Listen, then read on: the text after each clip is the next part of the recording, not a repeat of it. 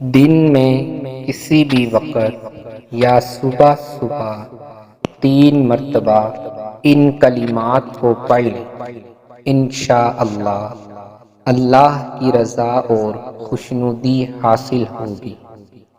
بسم اللہ الرحمن الرحیم۔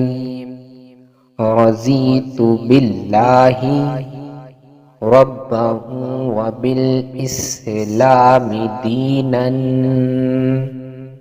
وبمحمد صلی اللہ علیہ وسلم نبیا۔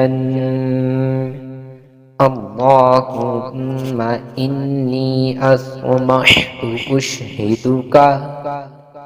واشہد حملۃ عرشک وملائکتک وجمیع خلقک انک انت اللہ لا الہ الا انت وحدک لا شریک لک وان محمدا عبدک ورسولک۔